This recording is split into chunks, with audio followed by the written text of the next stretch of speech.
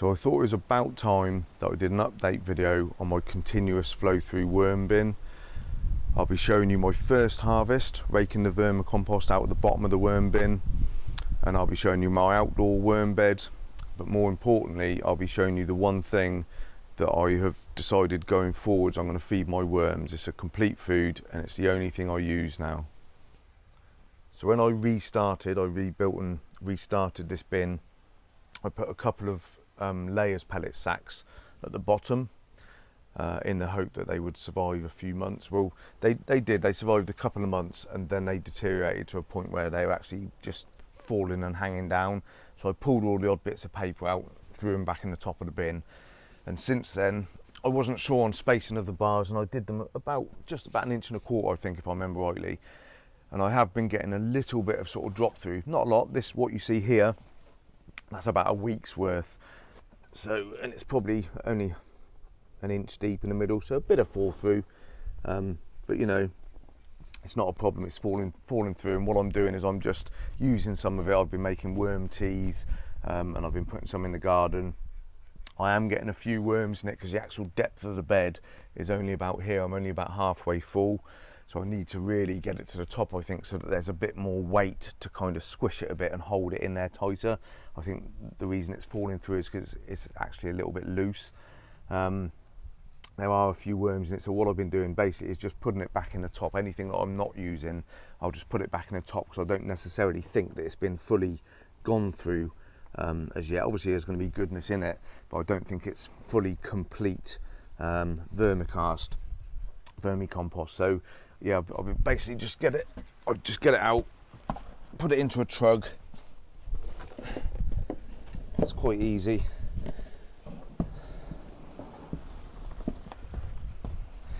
Just tip it into this trug, worms and all.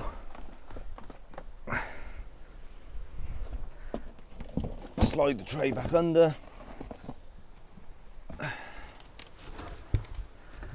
And then just, if I'm not using any of it, then I'll just tip it back in the top just so that it gets fully used. But what I will do now is I'll get what I've found actually fits. I was going to make myself a little rake to rake it out of wood so it doesn't scratch the bars. I haven't done that yet, but what I have found that works, and I will just quickly grab it.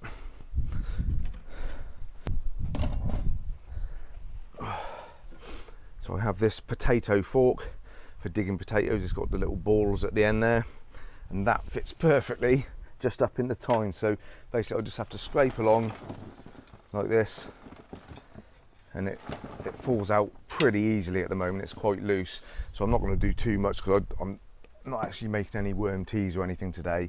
But what I have noticed, because I haven't got the full depth, is there are odd worms still at the bottom. The worm there, another one there, so not massive amounts, but I think a bit of old label off of a feed sack. So I'm still getting odd worms, so I'm not really planning on raking any amount out at the moment. It has taken a little longer than I kind of imagined to get started. We're at end of July now, so even though I'm getting enough of a harvest that I can use it to make worm teas and to put a little bit around certain plants that I want to give an extra boost to, I'm not actively regularly raking it. I'm just kind of using what falls out, and that's it really at the moment. I need to get it built up to the top. So what I'm actually tending to do at the moment is to slightly overfeed. I don't know what population of worms I've really got in there. It doesn't, if I'm being honest, doesn't look as dense as I was hoping. I think maybe my winter breeding wasn't quite as successful as I thought. I thought there was more worms in those containers that I started this with than there actually was. But you know, it doesn't really matter. I'm happy for it to take a while. I'm learning as I go. I'm still a novice at this. But anyway, what I'll do now is I'll show you the outdoor bed quickly, and then I'll get on and show you how I feed them. So I'm still a little unsure as to how well this outdoor bed is going to work. There are worms in it, quite a good lot of worms in it, and it's one of those things. I've found so many worms in under the wood chip and in all the surrounding beds outside that I know for a fact a lot of the worms do come out and travel into the veg garden. Well, I mean, that's a good thing, right? It's putting worms directly where I want them. But obviously for producing vermicast itself, if they are going to keep leaving, then it's not such a great thing. But look, I mean, I don't know if you can see them, but there's quite a lot of worms in here. I think it's just one of those things. My whole worm operation started with about 4 kilos of worms. I put 2 in here plus the bins that I had at the start. The bins I'd messed around with at the start, I put them all into here, and I think I lost a lot to blackbirds. There was a lot of raking in the wood chip, and I could see where they were raking the worms out. And I've been sort of monitoring this, and like I say, I mean, if I go like that with a handful, I've probably got 1, 2, 4, 5, 6 worms. So there's quite a few worms in here, but it's not as packed as I was hoping. Certain areas, there's a good load right there, good load in there. It's just one of those things. I think 4 or 5 kilos that I started with, I think it's a lot less than I realised. You know, some of these guys, when you watch these videos, they start with many kilos, and I think I was being a little bit ambitious with not much of a sort of start-up amount of worms. So I think really it's just an investment in time for me. So the bed has grown. They have kind of eaten all those leaves that I put on to get them through the winter, and that's the good thing with this bed. I know it's going to survive the winter. We had a -14. I did a little video, just a short video, showing the bed and checking it the day after that -14.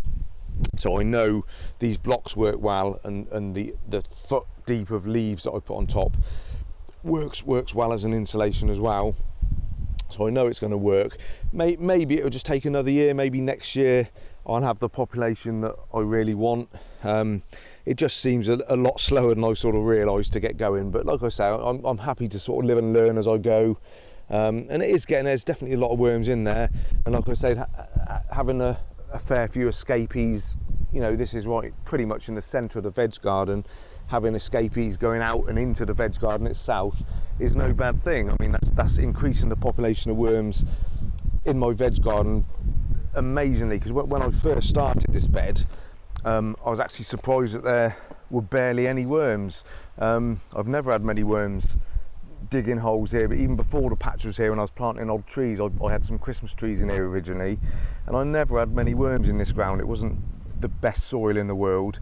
But now, whenever I'm planting up my borders, every time I put the trowel in, there's just, you know, worms everywhere, and they're all these composting worms, so they've obviously spread out.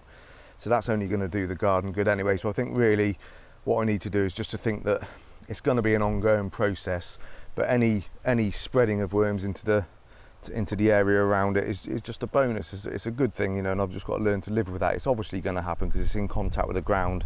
I think it's just happened a bit more than I kind of realised, and that could have been perhaps before I built the height up to the top of the blocks here. I will build it up sort of above the blocks, and then maybe the worms will then stay in that uppermost bit. I think when I first started it and it was lower, they were perhaps more inclined to come directly out the sides and scoot off elsewhere.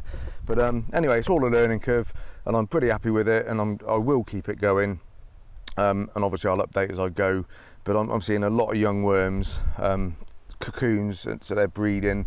So I think it's just a matter of time, really. I've just got to be patient. Right, so for feeding my worm beds, I have messed around with feeding them leafy greens and stuff straight out of the veg garden. I did in fact plant extra spinach and chard and stuff like that this year to feed the chickens, but also to chop up and feed the worm beds. I mean, the worms do seem to like getting into the greenery as it goes a bit sludgy and that, but it's actually quite hard, I find, to get the mix right, how much paper to put with it and stuff, and it can get a bit stodgy, and I think it's easier to overfeed or to get some heat into your worm beds by feeding green stuff. So what I decided is to basically just feed them my compost. You know, I've watched a lot of videos online, and so a lot of the big operations seem to use pre-composted food waste, and or you know, garden waste and stuff like that pre-composted. So obviously I make all my own compost. I'm making at the moment between 12 and 15 cubic meters a year, and I've got to a point where all my beds are now, my no-dig beds are completely topped up. I'm using a lot less compost than I was, so I've actually got quite an excess of compost now, so it just makes sense to use that as my worm food, because it's what I've got. And in theory, I mean, it should be a complete food. I mean, everything goes into this. Yes, there's a fair bit of grass cuttings in it, but it's not predominantly grass clippings. I get a lot of stuff. For example, just this morning I've had 3 heaped wheelbarrow loads of old turnips. I had a bed of turnips that I'd eaten some of, but I'd done far too many, and they all went a bit woody. So I just chop them up, throw them in the compost, and I'll mix shredded paper or wood chip with that as a brown. They're the 2 things that I predominantly use as my browns. Wood chip, which I produce on site, my own wood chip from my own trees, so I know it's all clean. And all the greenery that goes in there is either from my veg garden or it's lawn clippings from jobs that I do as a gardener, so I know that there's no chemicals on them. I don't put them in my compost. If I've put any moss treatments or anything on, I won't use them for about a month afterwards. So this compost, it should be clean from any chemicals and stuff. It's completely composted. This is the 3rd pile. I have the hot pile. I turn that into the centre pile, which stays hot but it slowly cools, and then I turn it when there's almost no heat left into this bed here. Because I'm actually have an excess of compost, I'm actually going to have to create a 4th bed out in the veg garden as a storage area, because I'm just getting too much. This bed needs to be turned into here probably in the next month, and I'm not going to have emptied this bay, so I need to create a holding bay. But so basically this compost has got no heat. There's no heat left in this at all. It's completely cold.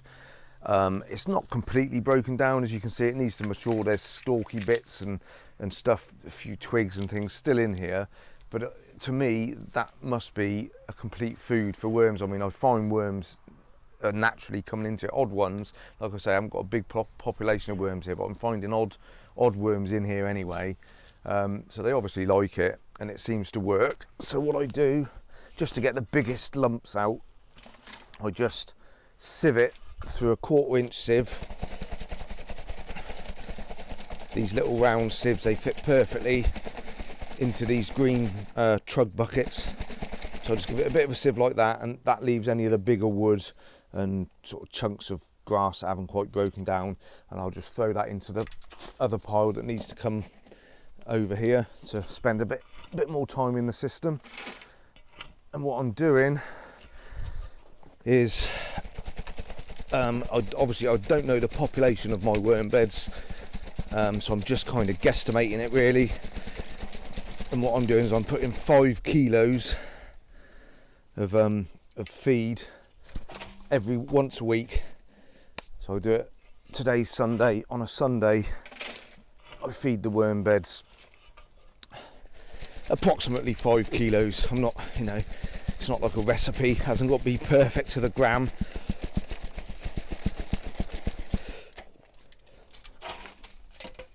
So that, I reckon, is about 5 kilos. What I do is I've just got one of these luggage scales. So, stay on that. That's 4.5 kilos. So that's about right. I'd perhaps put a little touch more in there just to get nearer to the 5.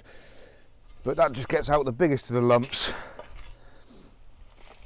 And makes it a bit more sort of friable, nice size. That spreads nice and evenly, and I'll just tip that over the surface of the worm bed. Now obviously it's a little bit on the dry side. There's some moisture in it, but it's not moist enough for the worm bed. So what I'll do is I'll just show you. I'll put this on top and I'll just spread it over evenly, and I'll give it a little bit of a water just to moisten it up for the worms. So one thing that I actually haven't tried yet, but I've been wanting to try, and I thought I may as well do it in this video. If you've heard anything about this, please comment in the comment section, let me know. But basically, as part of my natural feeds for my veg garden, I do use molasses. I will put about, I think in when I make my worm teas, I put about 100 mils into about 10 litres of water, and obviously put the worm compost in with that, and then use my aerators and my solar power to bubble that up, and that kind of proliferates all the bacteria and the microbes and stuff, all the things that are good for the garden. But obviously what I'm thinking is that is also what the worms eat. The worms sort of eat the soil and all the things in the soil, all the organic matter, but they're actually digesting the microbes. So just what I'm thinking is why don't I water some watered down molasses actually onto the worm bed? I can't see that it would do any harm. So what I'm going to do is I'm going to try it, and I'm going to try it on the flow through bed, and I'll try it. I'm going to do it now for the first time. I haven't done this before, so I'm just going to I'll probably put a half dose. I'll put about 50 mils to yeah, actually, how much water have I got in here? So I've got about 6 litres. So I'll just put just under 50 mils. I don't want to put too much, but just because what I'm hoping this will do is encourage the microbes to proliferate in the worm compost, and encourage the worms to, you know, eat more. In theory, it'll produce more food for the worms, right? I mean, like I say, I haven't done this before. I might be completely barking up the wrong tree, but I'm just going to try it. I like to try different things and see if they work, and you know, come up with all sorts of ideas. Some might be a bit silly, but it's worth giving it a go, I think. So this, like I say, it's about 50 mils into about 6 litres of water, and I will just see how that does, if it makes any difference to the way the worms are, to the sort of amount of worms and things like that. I mean, I don't know, it might be a silly thing, it might not make any difference at all, but I just thought I'd try it, and I'll perhaps update you in the future as to how it goes. No mind, like, they'll probably all die, but let's go and feed them. Alright, so I will sprinkle this compost fairly sort of evenly over the top, and then I just get in there with my hand or my little rake and just push it into the corners. I just want it to be all over the top. I don't feed one half then the other half or anything like that. I just spread it evenly all over the surface, and 5 kilos gives about a sort of 1/2 inch thick layer across the whole of the surface of this bed. And then what I'll do is I'll give it a water. Like I say, this is the molasses water, and obviously I didn't say it before, but this is unsulfured molasses. You only want to use unsulfured pure molasses, because sulfured molasses will kill microbes, obviously, and not encourage them. So yeah, the whole bed is actually a little bit dry, so I will give it this whole 6 litres. It doesn't matter if a little bit drips out the bottom. This compost is quite well draining, so it doesn't get too stodgy. But there you go. That's feeding the worms. Like I say, I'd normally do it with just plain water and about probably half the amount of water, and obviously not the molasses. I think if this molasses works, if it seems to be beneficial, then it's something I might do perhaps once every 6 weeks or something like that. But it's just a trial. You know, we learn by trying things, don't we? And that's how I like to learn. So I'm just going to see how it goes, really. So there you go, we're all done with the worms for today. Hope you enjoyed the video, but please don't take anything I do as gospel. I'm still very much a novice when it comes to worms. I am learning. I do like to try new things, and we'll see, like with this molasses, we'll see how that goes. But like I say, hope you enjoyed it, and I will try and perhaps do a few more worm videos. I've always got new ideas, different things I want to try. and I'll try and keep you updated on how they come along. Like I say, the whole process so far it's surprised me actually. It's taken a little bit longer, quite a bit longer than I thought. Whether that's down to the things I do or the things I'm feeding them, I don't know. Whether it's just down to the worms not perhaps breeding quite as quick as I thought they did. But you know, we'll see. I'm learning as I go along, and if you want to follow me along and learn with me, then please remember to like and subscribe, and we will see you again. Take it easy, guys.